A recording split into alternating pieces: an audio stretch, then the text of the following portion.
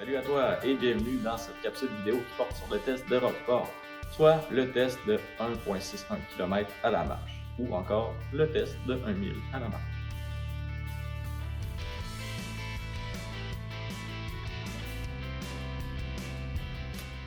Tout d'abord, tu te demandes peut-être c'est quoi ce test et à quoi il sert. Eh bien, comme son nom l'indique, le test de Rockport, le test de 1 000 à la marche, consiste à marcher la distance de 1 000 le plus rapidement possible. Il sert à quoi ce test? Eh bien, il sert à évaluer ta condition physique cardio-respiratoire, autrement dit, à évaluer ton cardio. Comment est-ce qu'on fait ça? Eh bien, en mesurant certains paramètres pendant ton test, on va avoir la possibilité d'estimer ton VO2 max. Ton VO2 max, autrement dit, en fait, c'est le volume d'oxygène maximal que ton corps peut utiliser en une donnée de temps.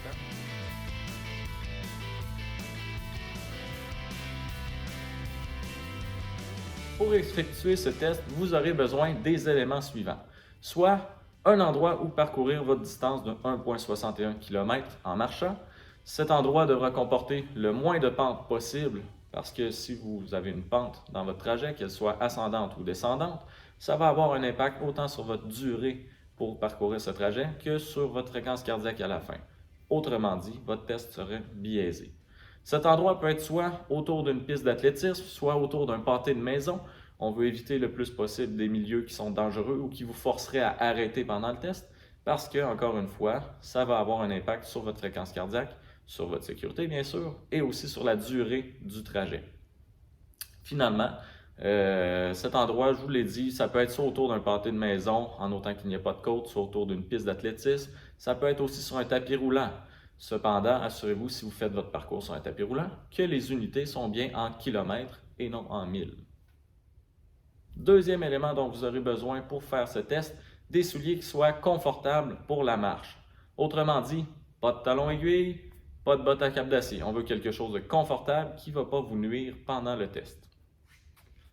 Ensuite de ça, vous allez avoir besoin d'un outil qui vous serve à vous chronométrer. Ça peut être soit une montre, soit un téléphone, soit une horloge, peu importe, en autant que cet outil soit fiable et vous permette de mesurer le temps que ça vous prend pour parcourir votre distance complète. Et finalement, dernier outil dont vous allez avoir besoin, ça va vous prendre quelque chose pour mesurer votre fréquence cardiaque à la fin du test. Ça peut être soit une ceinture télémétrique, une montre télémétrique, il y a certaines applications aussi sur les téléphones, ou si vous êtes à l'aise, vous pouvez même prendre votre fréquence cardiaque vous-même manuellement. Par contre, la dernière solution que je vous propose ici est peut-être un petit peu moins fiable que les autres outils.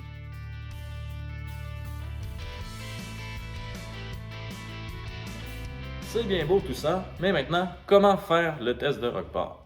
C'est simple. Une fois que vous avez réuni tous les outils nécessaires pour faire le test, soit votre chronomètre, votre capteur de fréquence, vos souliers et votre trajet, vous n'avez plus qu'à parcourir la distance de 1,61 km en marchant le plus rapidement possible et en chronométrant votre trajet, puis en prenant votre fréquence cardiaque à la fin.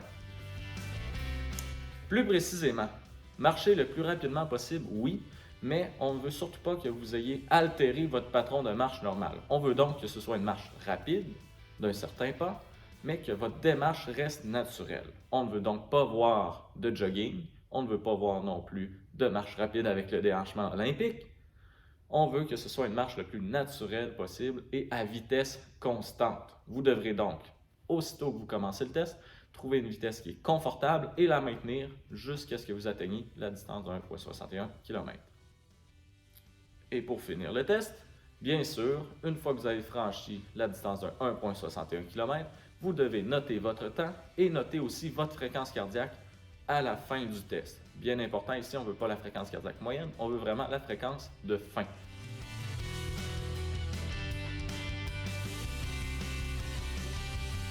Bien, maintenant que ton test est terminé, il ne te reste plus qu'à valider, en fait à mesurer ton VO2 max. Comment on fait? Vous allez utiliser tout simplement la formule suivante. En y insérant vos valeurs personnelles, soit votre poids en livres, votre âge en années, ainsi que le facteur en fait du sexe, c'est-à-dire vous indiquez votre sexe à la naissance, et finalement les deux informations que vous avez mesurées lors du test, soit la durée de votre distance de 1,6 km et votre fréquence cardiaque de fin. En entrant ça dans la formule, en calculant, vous allez obtenir votre valeur de VO2 max estimée. Et voilà, maintenant vous avez tout ce qu'il vous faut pour mesurer vous-même votre VO2 max à la maison. Bon test!